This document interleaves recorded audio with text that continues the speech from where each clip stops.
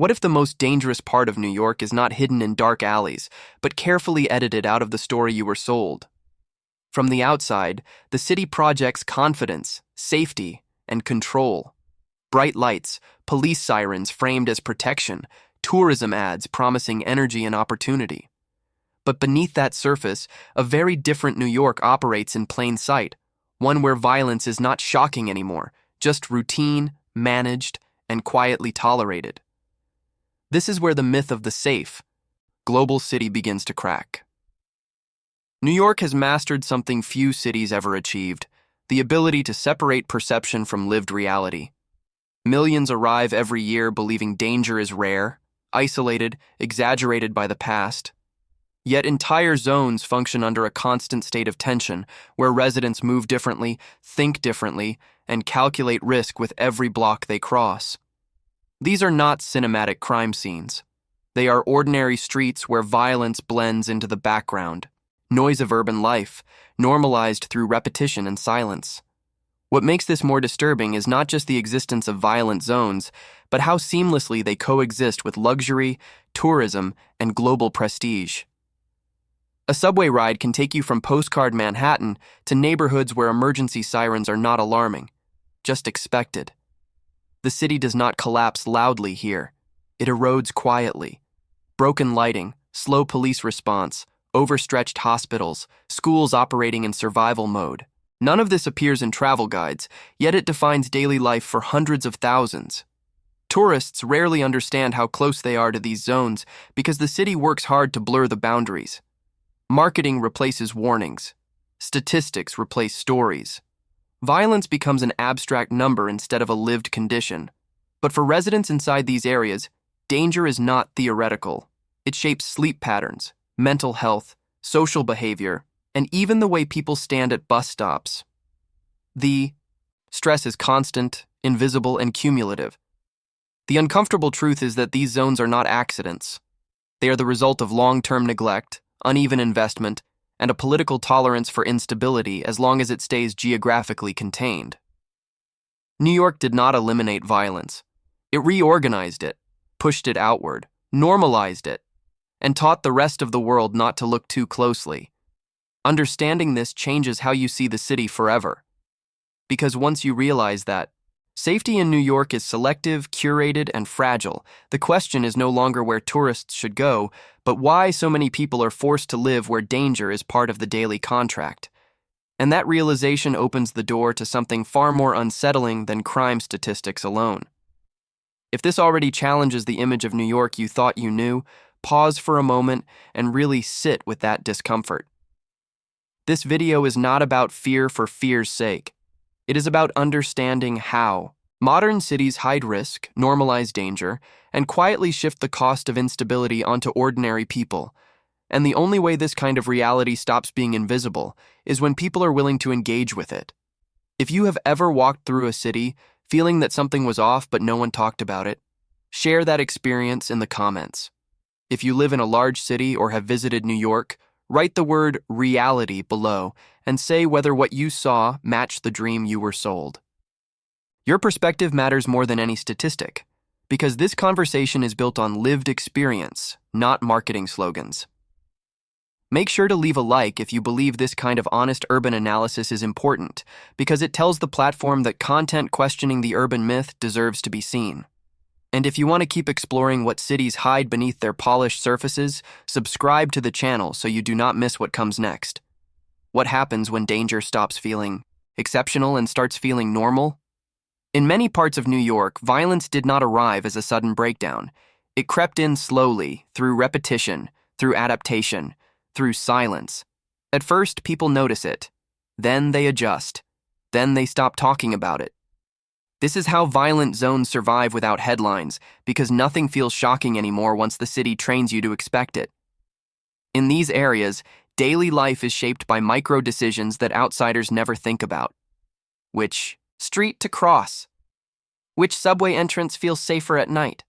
How fast to walk without drawing attention? Parents teach children rules that have nothing to do with manners and everything to do with survival. Avoid eye contact. Keep your phone hidden. Do not linger. None of this feels dramatic to those who live there. It feels practical, necessary, normal. The most dangerous shift is psychological. When gunshots become background noise, when police sirens stop triggering fear and start signaling routine, the city has already crossed a line. Violence becomes part of the operating system, not discussed, not solved, just managed.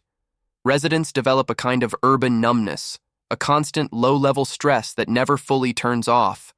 Sleep is lighter, trust is thinner, patience wears out faster. Over time, this reshapes behavior, relationships, and even identity. What makes this normalization so effective is how little resistance it meets. There is no single moment when people agree to live like this. It happens because alternatives disappear. Rent elsewhere is impossible. Moving requires money, stability, and options many residents do not have. So the city teaches them to cope instead, to adapt instead of demand, to survive instead of expect more. Every few months, a violent incident briefly breaks through the noise. A headline flashes. Officials promise action. Then attention moves on. But the daily reality never changes. Streetlights stay broken. Response times stay slow. Public spaces remain neglected. And the message is clear, even if never spoken aloud. This level of danger is acceptable here. For tourists, this world is almost invisible. They pass through on trains without stopping, guided by maps that skip entire neighborhoods. But for those inside, the normalization of violence is the most exhausting part of all. Not the fear itself, but the fact that no one seems surprised anymore. When a city reaches that point, violence is no longer a problem to solve. It becomes a condition people are expected to live with. There are parts of New York that exist in a strange limbo, not officially erased, but quietly excluded from the story the city tells about itself. These are the zones you will never see on billboards, never hear about in promotional videos, never find highlighted in travel blogs. They are not hidden by accident. They are hidden by design. Urban marketing does not lie outright. It simply selects what deserves attention and what should remain unseen. In these neighborhoods, abandonment is not dramatic. It is procedural. Sidewalks crack and stay cracked. Trash piles up just enough to signal neglect, but not enough to provoke outrage. Streetlights flicker for months without repair. Public buildings operate with reduced hours, reduced staff, reduced expectations. The city still exists here, but only in its most minimal form. Services arrive late, inconsistently, and often only after something goes wrong. Violence thrives in this kind of environment not because people are inherently violent, but because disorder becomes permanent. When infrastructure decays, social trust decays with it. When public space feels unsafe, it stops being shared. People retreat indoors, streets lose witnesses, isolation increases, and once that happens, informal rules replace formal ones. Power shifts away from institutions and toward whoever can impose control locally. What makes these zones especially dangerous is how predictable their neglect becomes. Everyone knows which blocks will not be prioritized, which complaints will be ignored, which calls will take longer to answer. This predictability creates opportunity for crime and removes deterrence. It also creates a deep sense of resentment among residents, who quickly realize that their safety is negotiable in the larger urban equation. Tourists are rarely meant to enter these areas, but the borders are not clearly marked. There are no warning signs saying you have crossed into a forgotten zone. One wrong turn, one unfamiliar subway exit, one assumption that all of New York functions the same. And suddenly, the polished city disappears, replaced by a version that feels tense, watchful, and fragile. The most unsettling part is that these neighborhoods are not temporary failures. Many have existed in this state for decades. Generations grow up knowing that their streets are invisible to the rest of the city. That expectation shapes ambition, behavior, and trust in ways that are almost impossible to reverse. This is not just urban decline. It is urban exclusion, sustained quietly over time. Imagine arriving in a world-class city, expecting to be swept away by the energy, the movement, the pulse of progress. Then, just a few blocks away from the tourist centers, you step into a different world, one that feels eerily still, almost as though time moves slower here. In these forgotten zones of New York, the same city that attracts millions every year for its promise of excitement and opportunity also keeps its darkest corners hidden. For tourists, what lies just beyond their usual paths is often unseen. But for residents, the story is starkly different. There is no immediate shock when a tourist accidentally steps into one of these zones, no loud warning bells. The danger is subtle, even seductive in its quietness. The broken streetlights, just part of the urban landscape. The boarded-up buildings, simply signs of a changing neighborhood. But the truth is more sinister. These areas don't just house buildings and streets, they house anxiety, stress, and an overwhelming sense of being trapped. Once inside, it's almost impossible to not feel the weight of the city's underbelly. For the locals, there is no novelty in the suffering they witness daily. There is only survival. But for the outsider, these areas serve as a cruel reminder that a city can be both a dream and a nightmare at the same time. The contrast is impossible to ignore. The world-famous skyline, the ever-bustling Times Square, the parks and the elite shopping districts, they all exist in the same place, yet the divide between them and these neighborhoods couldn't be wider. How do these zones stay hidden in plain sight? How can a city, known for its transparency, conceal such severe inequality? It's all in the narrative. The parts of New York that tourists and outsiders see are a curated version of the city, a carefully constructed image where only the best parts are shown. The real city, the one inhabited by those who are left behind, is not for public consumption. It's a hidden story of gradual decay, one that tourists will never know about unless they wander off the beaten path. Once you've seen these areas, it's impossible to unsee them. They are not isolated incidents. They are symptomatic of a larger, systemic issue. These forgotten zones are not just about broken infrastructure or rising crime rates. They are a visual representation of a city's refusal to acknowledge its own flaws. The same forces that drive the gentrification of one neighborhood simultaneously drive the abandonment of another. In this process, entire communities are erased, their needs invisible to the rest of the city, left to live under the radar until things inevitably get worse. Have you ever wondered why some cities, despite their wealth and global influence, allow entire neighborhoods to deteriorate unnoticed? What keeps certain areas of New York, cities in plain sight, yet so deeply ignored, from receiving the help and attention they desperately need? The answer is in how the urban collapse is distributed. It is not a sudden disaster, but a gradual, nearly imperceptible process that stretches over decades. The collapse is silent, often invisible to those who have the privilege of living outside its reach. In these neglected parts of New York, the slow decay is often compounded by the pressure of everyday life. It's easy for the world to look at a broken building and move on. But what's not seen is the psychological toll it takes on the people who call these zones home.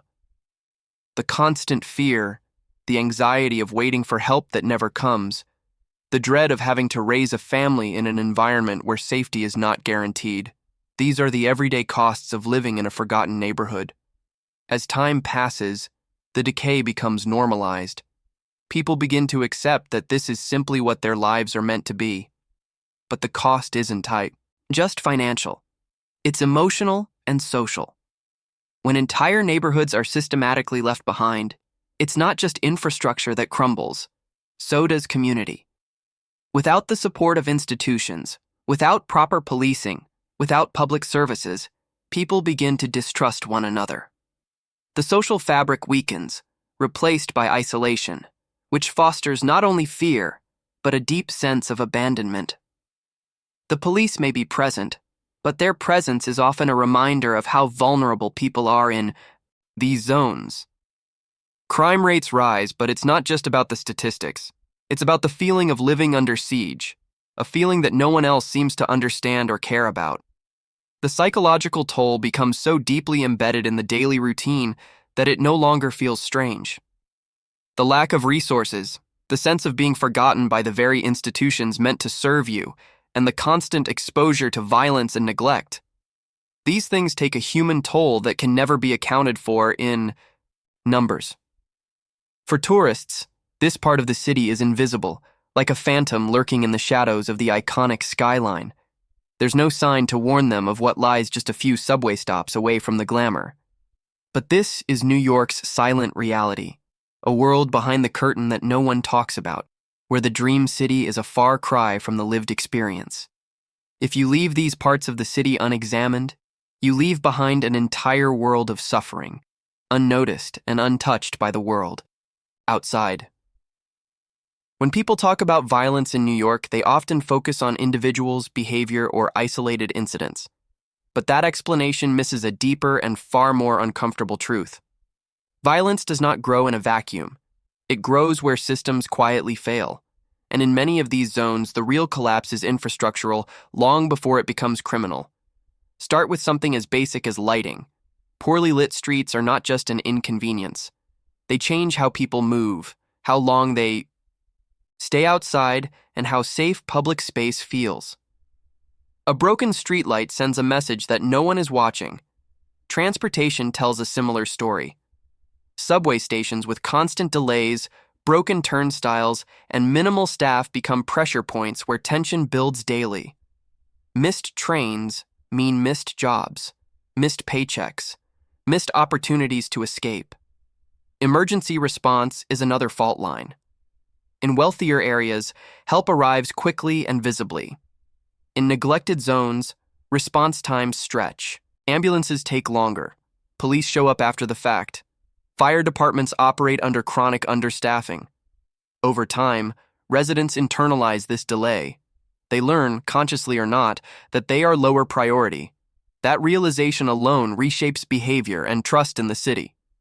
Public services shrink quietly. Libraries close earlier. Youth programs lose funding. Mental health services become inaccessible or overloaded.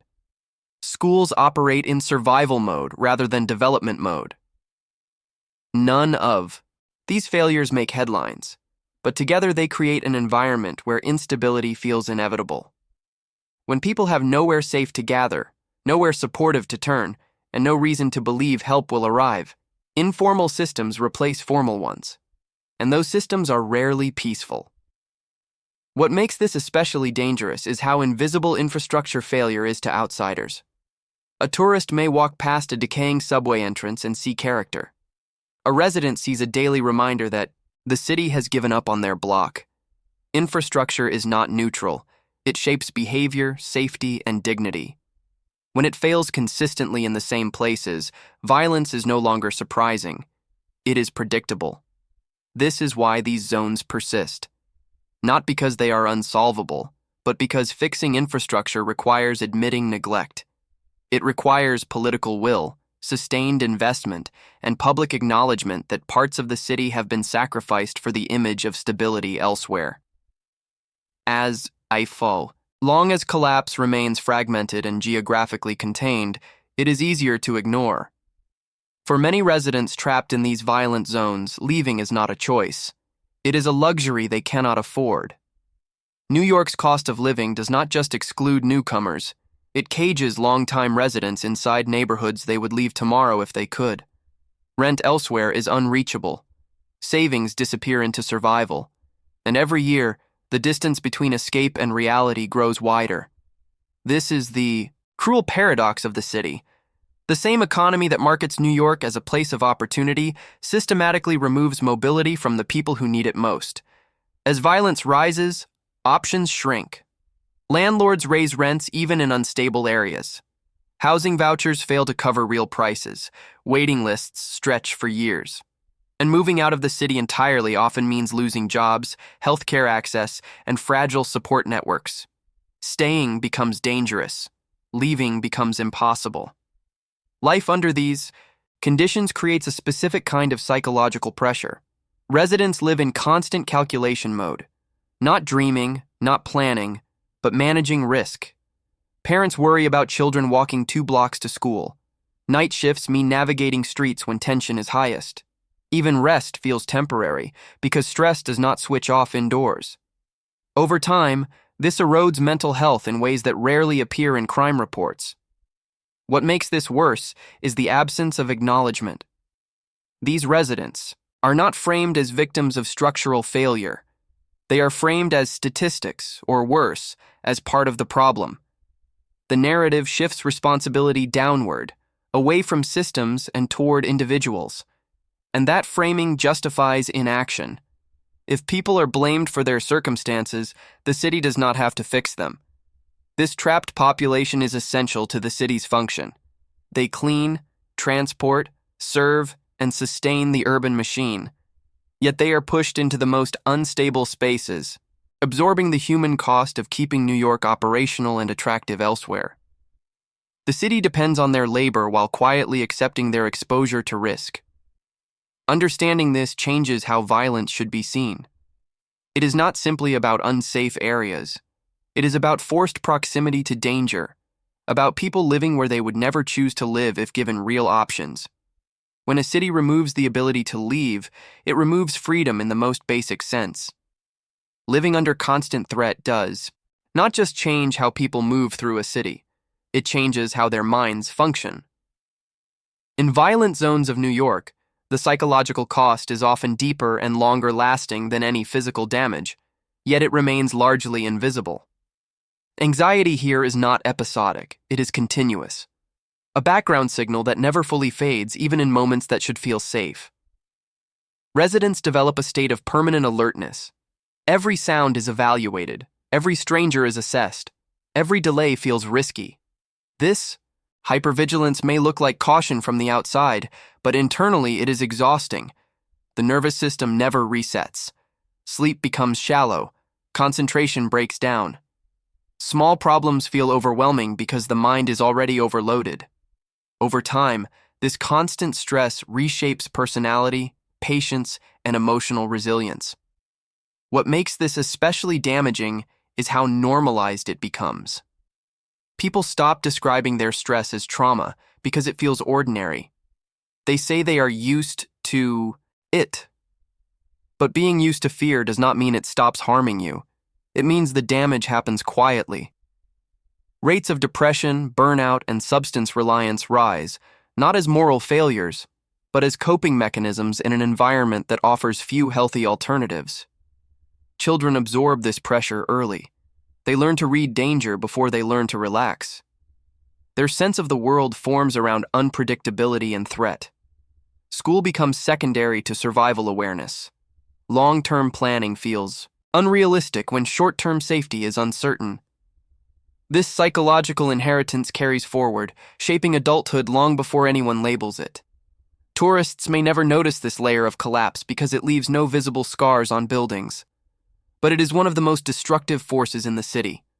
A population operating under chronic stress loses trust, creativity, and social cohesion. Community fractures. Empathy thins. Conflict escalates faster. Violence becomes not just a risk, but an emotional release valve in a system under constant pressure. When a city ignores mental health while allowing environments of fear to persist, it is not just failing individuals. It is weakening itself from the inside. Psychological collapse is slower than physical collapse, but far harder to reverse once it takes hold. One of the most powerful forces keeping these violent zones intact is not crime itself, but silence. A collective agreement, often unspoken, to not look too closely, to not name the problem directly, to not disrupt the narrative that New York is functioning as intended. This denial operates at every level, from institutions to media to everyday conversations, and it is one of the most dangerous forms of normalization. Officials rarely say these areas are failing. They use softer language. Challenges, transition, isolated incidents. Media coverage follows a similar pattern. A violent event may briefly appear, stripped of context, framed as an anomaly rather than part of a pattern. There is little follow-up. No sustained focus on why the same neighborhoods appear again and again. Without continuity, there is no accountability. And without accountability, nothing changes. Residents feel this silence acutely. Many know that speaking openly changes little and can sometimes make things worse. Complaints go unanswered. Reports lead nowhere. Advocacy becomes exhausting when it produces no visible results. Over time, people learn to conserve energy by staying quiet. Silence becomes a survival strategy, not consent, but resignation. And resignation is exactly what allows collapse to deepen without resistance. Culturally, the city reinforces this denial by celebrating resilience instead of demanding repair.